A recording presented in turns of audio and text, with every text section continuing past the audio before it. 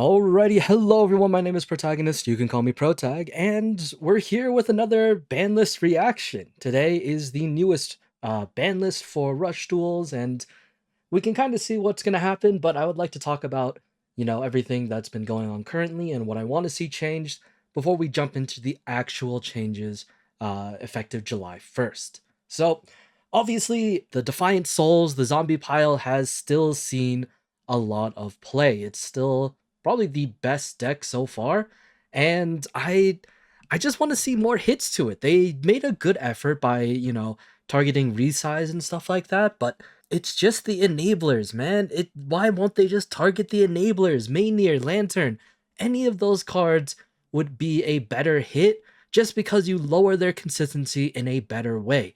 Having only one Maynir in the deck means that they won't be able to continuously loop their stuff as easily, and that's really the biggest issue that I see, plaguing other decks when they go up against the Defiant Souls. It's like, oh, can you like flip your zombie rituals over and over again to, bounce their entire board or destroy everything?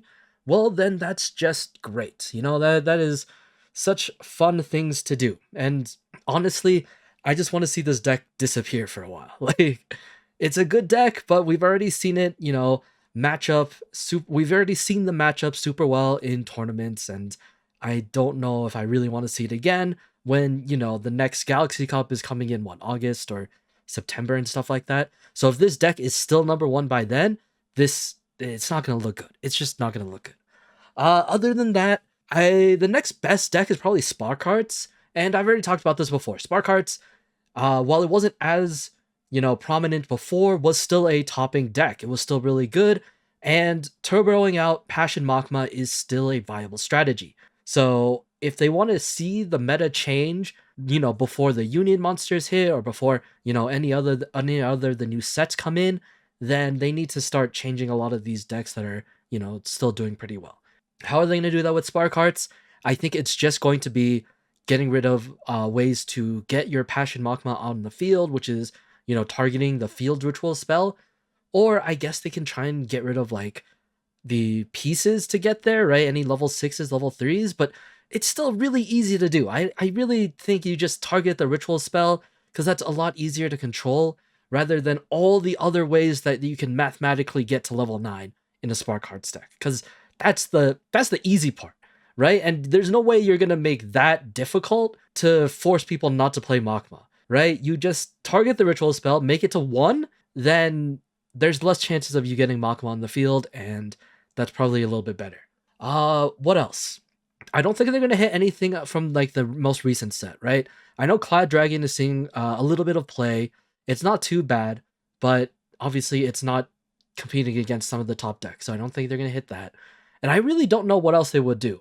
I know that some people were like asking for Voidal Flare hits, and I don't really agree with it. I think the deck is not consistent enough to be able to warrant like direct hits to anything. I mean, I'm also biased. I really like the deck, I'll be quite honest, but I can understand why, there are some pieces of the deck that make it really easy to get a fusion monster out. I've talked about it before, right? Mantis Star is such a great starter that you bring in other ways to be able to get Mantis Star onto the field to activate the effect, because then you Mantis Star, Andromeda, Heaven Star, and then if you have all the other cards in hand, you're able to get your Star Stripe or whatever other Voidal Flare fusion you want. Well, it's really Star Stripe and Mayfly, but that's really it. I just want to see more zombie hits, and if there's anything else, then that's fine. I've already talked about on stream how some of the other cards could be taken off of the list, so if you haven't seen that, please go check it out. But anyway, let's just jump right into it and see how it goes.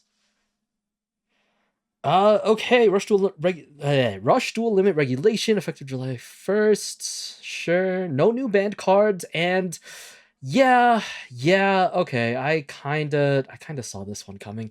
Sure. Voidalfer, Mantis Star, and Beginning Skullrise are being limited to 1. Beginning Skullrise is a really good draw spell for the deck, basically allowing you, if you start off with this, you can just sack 1 card or specifically a Gygas Felger or a Soul Phrase, and you're able to draw like 3 cards. That's really nice. It's a really good it's a really good way for the deck to get a lot of resources early on. And yeah, I get it. I mean, I really wish it would have been, Mania or something like that. Maybe it's still there, but even at 2, Mania would still be good. Okay. Anyway, Mantis Star being hit, we just talked about this. Like, this is the best starter for Voidalfer.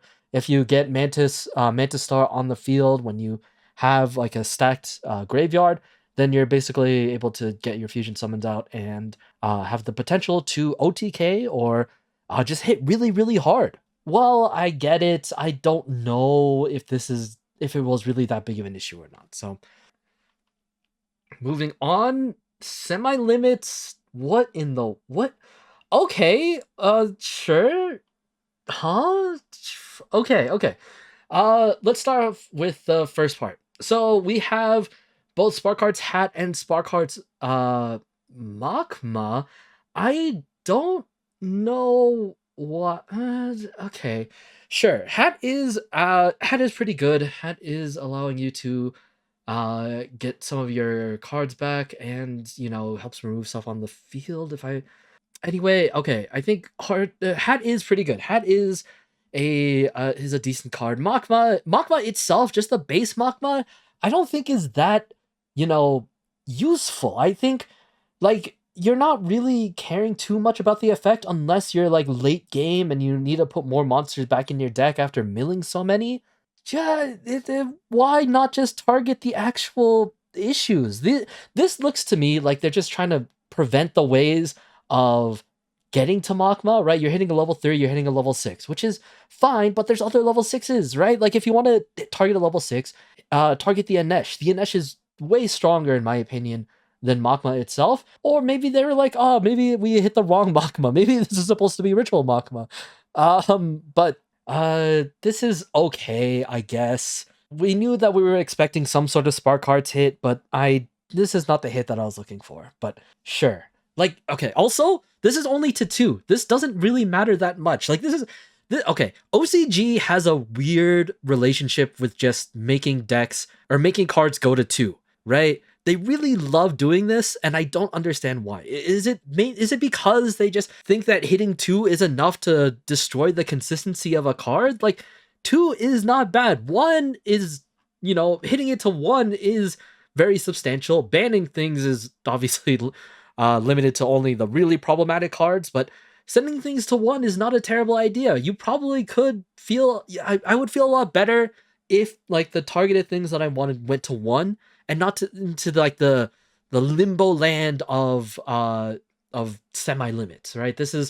It doesn't feel like you're really missing out on much. Like if these are the only Spark Hearts hits, like I don't think the deck changes that much, right? Like you still have other ways to get level 6s, like freaking Pite and Fiarma, they both turn level 6, then you have a bunch of level 3s, right? And you can just stack them together. It doesn't even matter.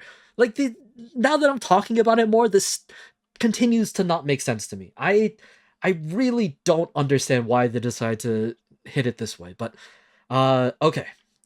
Next up, Gifor and Drock. So Drock is a card that I've been wanting to see hit for the longest time. Ever since the Monarchs came out with their structure deck, with this card being printed, being able to access Lindorm like almost every single time is really annoying. Hitting this to 2 does nothing. This does nothing. Gifor to 2 also, I think, does nothing. This is at least a little bit better because now you have less chances of being able to get your Gygus back onto the field or into your hand. Sure, whatever. But it doesn't really matter. I think this is it, right? There's no other cards. Yeah. There's some that are free, but oh shit. Okay, hold on. I'm spoiling it myself. I don't think zombies are gonna feel too bad about this, right? You lose some draw power by getting rid of Beginning Skullrise, sure, but Gifor to 2 is not an issue, honestly, and just target Maynir, target Lantern, target anything that allows you to get your actual ritual spells. All of this dancing around shit is starting to get really annoying, honestly. And Drock going to 2, I don't think matters that much. This isn't gonna This isn't gonna change how the deck plays out. Like, oh, hitting into 2? Oh, God forbid. But that's nothing. That's honestly nothing. Honestly, Monarchs haven't been seeing that much play. They're still decently good in my opinion. Like, I don't really seeing them falling out of favor anytime soon. It's still a pretty consistent deck. The only thing is like, what do you pair Monarchs with, right? Like, the average low attack power does need you to pair things with like, Injection Fairy Lily and stuff like that, but the deck isn't hurting that much now that you're getting rid of one extra way to get to Lindorm. Like, this is nothing. This is nothing. Jock should have gone to 1. It should have gone to 1 way earlier. And like, this feels like it's just like a haha, we got you. You wanted Drock. Here it is. A little bit too late, but it's fine. And then I don't know why they wanted to get rid of Cyber Rush Fusion. Or at least limit Cyber Rush Fusion. Is this a preemptive hit when unions come out? Like, is that what we're doing here? Because Cyber Dragons haven't seen a lot of play. Gradius Cyber Dragon is a fun deck, but doesn't see that much. I know that, Gradius is doing really well in Rush Duel Links, but that's not the format here. So I'm curious as to why they wanted to hit this, because we don't know how good the union monsters are going to be. Obviously, we've seen a lot of ways that we can get the XYZ Dragon Cannon out. There's a ton of new cards for the deck, but is that enough? Because you're going to be pairing this, or like the most likely scenario is that you're pairing the XYZ Dragon Cannons with the Sidras, right? Like, there's no reason you wouldn't. It all synergizes really, really well together, and like all the light machines, I feel like just it just works out like that, right? Any light machine deck can have a Cyber Dragon engine or like some Cyber Dragon support splashed in, and it's fine. My theory is that they're just they're doing a prevention, or like they're just hitting this early so it won't be an issue later. But I guess, right? Because there isn't really a deck right now that utilizes Cyber Rush Fusion that much, and so I haven't really seen this deck do a lot. I haven't seen a lot of talk about this deck, to be honest. So if it's doing some crazy numbers somewhere that I'm not paying attention, please let me know. But yeah, sure. Why not, I guess. And then the free cards. Okay, we only have 2 cards that are free, but these are 2 really strong cards. I was talking about on stream how Berry Fresh Shy shouldn't go back to 3. Like, at 2 is fine, because 2 is all you really need to be like a complete menace on the board. And if they have no ways of destroying your Berry Fresh monsters, like 2 Shy on the field is a death sentence, right? Like, how are you getting out of that? And especially with the trap card, right? Like, you're kind of just screwed there. And so I'm shocked, because now we are one step closer to bringing back full powered Fresh Berry. I don't know how I feel about this, right? Because what else are we missing now? It's just Mazeful Charity, right? Like, what are we doing? It's maybe, I mean, I'll be honest, I haven't seen a lot of people play Fresh Berry in a while, so maybe the deck is not as strong anymore comparatively. I feel like that's a little bit of a trap, but we'll have to see, because the deck is pretty strong. I still remember when this deck was all over the place and just destroying people and making really frustrating boards. So we'll have to see how that goes out. And that brings me to Delirium Embrace. Now, Delirium Embrace, I think, was the only Delirium hit, and that was enough to make it not as playable during the Animagica Delirium hero days from, was that last year or 2 years ago? My sense of time is a little bit out of whack, but that does give us Delirium, or more access to Delirium, and I'm kind of fine with this. I think Delirium is a really fun deck, and I really want to see more people play it. Is it going to be annoying as shit? Yeah, I mean, being able to super poly your opponent's monsters, like, that's never fun. And while I kind of just miss the gameplay more than anything else, I don't know if it's enough to make the deck like super good. Like, it got a bunch of support, or not a bunch, but it got some support, and it's helped made the deck a little bit more consistent, and gives it a few more like options, I guess. But I haven't really messed around with Delirium that much. I haven't really messed around with any of these 2 decks in the year 2026. So I'll have to see what they're playing with and whether or not that's actually good. But I'm really excited to see whether or not this shakes things up, because both of these decks were really good at their prime, and now that we're slowly bringing them back to that same level, is that enough to compete with some of these other cards? Because obviously, the hardest thing about Berry Fresh Shy, or just the Fresh Berry situation, I'm going to be mixing the names up just because I like Berry Fresh more than Fresh Berry, but I think that's just because that's how it was originally. Anyway, the Fresh Berry cards, the main thing was just, yeah, Shy being able to debuff everything and then just destroying anything that comes onto the field. But they are easy to remove, right? If you can't attack over them, you can just destroy them, bounce them back, and stuff like that. And so that's very easy to do with the zombie pile. But for the deliriums, because you are just fusion summoning and super polying all their monsters away, it does make for at least stronger boards. However, you do need a little bit more protection that way, but there is at least some good protection in the form of their delirium larvae, right? Is that the one? The smaller fusion monster that protects them from being bounced and stuff like that. So there is a way to protect them there. Destruction prevention, I don't actually remember. I would have let me check right now. Does delirium have a in-deck destruction prevention?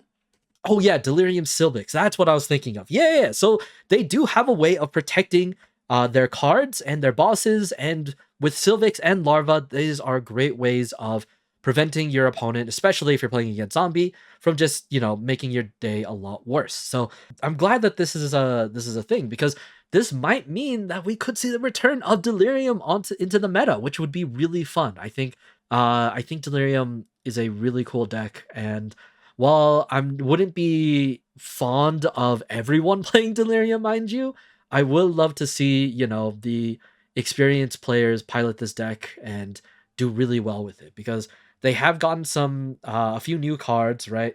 Tiga was added, and I think that's a really fun one. And yeah, I mean, was Rosolia added after the embrace? Yeah, I would assume it had to have been.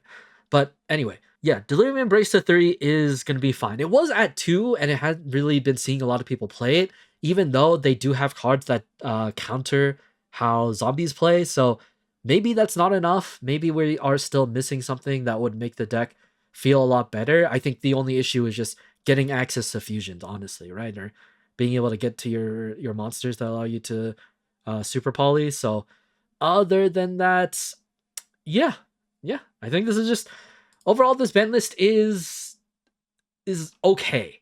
It doesn't do everything that I wanted to do, right? If I had to rate this out of 10, I would probably give this, 5. It's not great. It does hit some things that I wanted, but just not in the ways that I would like to have hit it. It did raise some questions about how they feel the power levels of some decks are, and we'll have to see. But overall, this feels like a nothing list, right? The cards that they hit now, they're not that relevant.